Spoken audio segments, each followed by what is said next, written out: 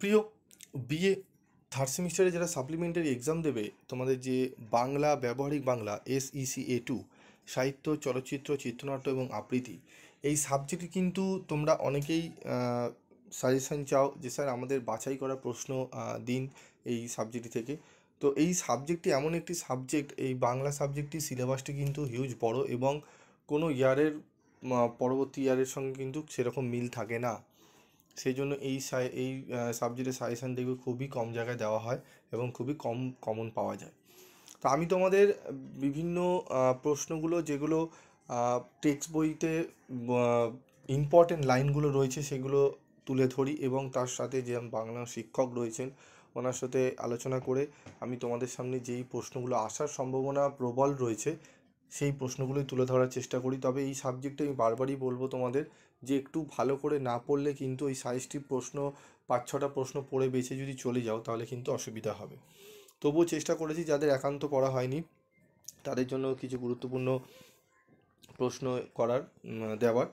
তো তোমাদের 10 মার্কসের কোশ্চেন 3টে কোশ্চেন অ্যান্সার করতে হবে, 5 মার্কসের 6টি এবং 1 নম্বরের 20টি প্রশ্ন করতে হবে। তো চলো আমরা দেখে নিই আমাদের গুরুত্বপূর্ণ প্রশ্ন 10 নম্বরের। প্রথম মডিউল 1 থেকে তোমাদের গল্প, উপন্যাস থেকে নাট্যরূপ, চিত্রনাট্য নির্মাণ করো, এই প্রশ্নটি দেবে। এর সাথে অথবাই দেবে গল্পসূত্র থেকে কম বেশি 300 শব্দে একটি কাহিনী নির্মাণ করো। এই দুটো থেকেই তোমাদের বলবো গল্পসূত্র থেকে কম বেশি 300 শব্দে একটি কাহিনী নির্মাণ করো। তোমাদের গল্পসূত্র দিয়ে দেবে, সেইখান থেকে তোমাদের একটা গল্প তৈরি করতে হবে, ঠিক আছে? সেইটি অনেকটা সূত্র দেওয়া থাকে, তোমরা জাস্ট একটুখানি বুঝে একটা গল্প তোমাদের মতো করে লিখে দেবে, ঠিক আছে? মিনিমাম তোমরা 10-এ যদি ঠিকঠাক মোটামুটি নাও লিখতে পারো 2 থেকে 3 বা 4 তোমরা পেয়ে যাবে, ঠিক আছে? একটু জাস্ট কনসেপচুয়াল লিখতে হবে, আবল তাবল বানিয়ে লিখলে তো নাম্বার দেওয়া হবে না। মডিউল 2 থেকে যে প্রশ্নগুলো আসার সম্ভাবনা সেগুলো একটু দেখে নাও। আবৃত্তি চর্চার বৈশিষ্ট্য বা উপাদানগুলি লেখো। উচ্চারণ স্থান অনুসারে ব্যঞ্জন ধ্বনির শ্রেণীবিভাগ করো। স্বরবৃত্ত বা দলবৃত্ত ছন্দের বৈশিষ্ট্যগুলি আলোচনা করো। উচ্চারণের প্রকৃতি অনুসারে ব্যঞ্জনধ্বনির শ্রেণীবিভাগ করো। কবিতা আবৃত্তির সাধারণ নিয়ম বা কৌশলগুলি উল্লেখ করো। অক্ষরবৃত্ত ছন্দ কাকে বলে, উদাহরণসহ অক্ষরবৃত্ত ছন্দের বৈশিষ্ট্যগুলি লেখো। মডেল 3 থেকে দেখো পথের পাঁচালী উপন্যাসটির সঙ্গে পথের পাঁচালী সিনেমার তুলনামূলক আলোচনা করো। সাহিত্য ও চলচ্চিত্রের পারস্পরিক সম্পর্ক আলোচনা করো। পথের পাঁচালী সিনেমার ইন্দির ঠাকুরনের চরিত্র আলোচনা করো। ক্ষুদিত পাষাণ চলচ্চিত্রায়নের মূল গ্রন্থের সঙ্গে চলচ্চিত্রের পার্থক্য আলোচনা করো। চলচ্চিত্র, ভারতীয় চলচ্চিত্র, বাংলা চলচ্চিত্রের জন্মের ইতিবৃত্ত আলোচনা করো। 60 ও 70-এর দশকে বাংলা চলচ্চিত্রের সুবর্ণযুগ বলার কারণ লেখো। বাড়ি থেকে পালিয়ে চলচ্চিত্রে মিনি ও কাঞ্চনের মায়ের চরিত্র দুটির ভূমিকা আলোচনা করো। 5 নম্বরের ছোট প্রশ্নগুলো দেখো। আ হস্যই দীর্ঘই হস্য দীর্ঘ রি এর উচ্চারণ বৈশিষ্ট্যগুলি লেখো। উপন্যাসের সঙ্গে ছোট গল্পের পার্থক্য কী? গল্প লেখার জন্য কী কী বিষয় ধারণা থাকা উচিত? যেগুলো স্টার রয়েছে একটু ভালো করে পড়বে, তবে প্রথম 1 নম্বরের প্রশ্নটি কিন্তু ভালো করে একটু পড়ে নেবে, ঠিক আছে? চেষ্টা করবে যতটা পারার যেই প্রশ্নগুলো স্টার রয়েছে সেগুলো পড়ার পরে বাকি প্রশ্নগুলো জাস্ট একটু চোখ বুলিয়ে যাবে, ঠিক আছে? নাহলে কিন্তু অসুবিধায় পড়বে। গল্পসূত্র থেকে কাহিনী রচনার নিয়ম লেখো। বিভাজ্য ধ্বনি ও অবিভাজ্য ধ্বনির পার্থক্য লেখো। চিত্রনাট্য লেখার নিয়ম লেখো। ঘোষ ধ্বনি অঘোষ ধ্বনির মধ্যে পার্থক্য লেখো। চিত্রনাট্যের বৈশিষ্ট্য বা উপাদানগুলি লেখো।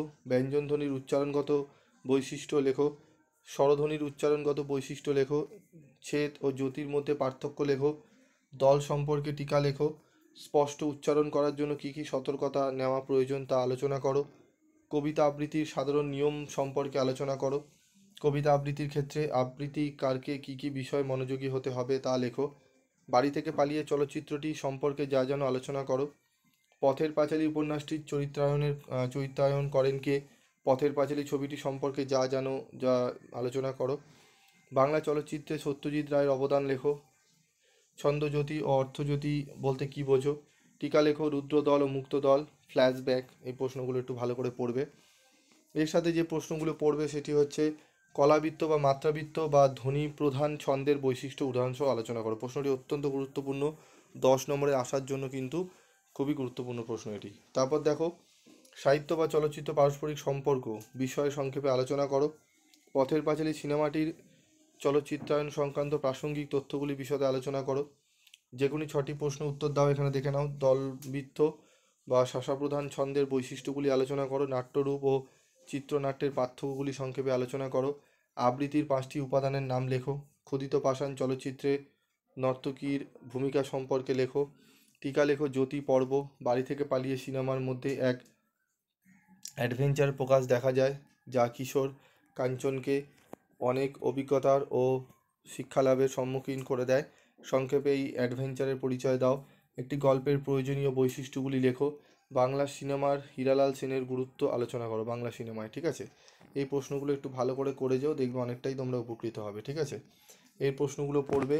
এর সাথে যদি পারো আরও কিছু প্রশ্ন রয়েছে, যদি পারো তোমরা পড়তে পারো, কারণ এই বাংলা সাবজেক্টটি কিন্তু একটু ভালো করে না পড়ে গেলে কিন্তু অসুবিধায় পড়তে হয়। ঠিক আছে, আরেকটি প্রশ্ন যদি পারো, যেটি হচ্ছে তোমাদের নাট্যরূপে মঞ্চ নির্দেশের গুরুত্ব সম্বন্ধে আলোচনা করো। নাট্যরূপে মঞ্চ নির্দেশের গুরুত্ব সম্বন্ধে আলোচনা করো। আর ছোট গল্পের বৈশিষ্ট্য। ব্যাস, এইগুলো পড়ে যাও। আশা করি তোমরা অনেকটা উপকার। বেশি পড়ার দরকার নেই, 3-4 লাইন করে পড়ে যাও। জাস্ট যেন আসলে তোমরা লিখতে পারো বানিয়ে, এইভাবে পড়ো। আর পড়ে বারবার করে খাতায় লেখো, নাহলে এতগুলো প্রশ্ন কিন্তু পড়া হবে না। ঠিক আছে, এবং উত্তর যতটা সোজা সরল থাকবে ততই তোমাদের সুবিধা হবে পড়তে। ঠিক আছে, তো এগুলো পড়ো। এবং তোমাদের বলবো, যারা স্টাডি মেটেরিয়াল প্রিন্ট আউট করছো, ঠিক আছে, স্টার মার্ক করা প্রশ্নগুলো তো করছো, তার সাথে বাকিগুলো করে নিও। কারণ একটু টাকা আমি জানি সেভ হয়, কিছু করার নেই। সেভ করতে গিয়ে ধরো বাই চান্স ধরো পড়া হয়ে গেলো, বাকিগুলো তখন পড়তে গেলে তাহলে মোবাইল থেকে পড়তে হবে।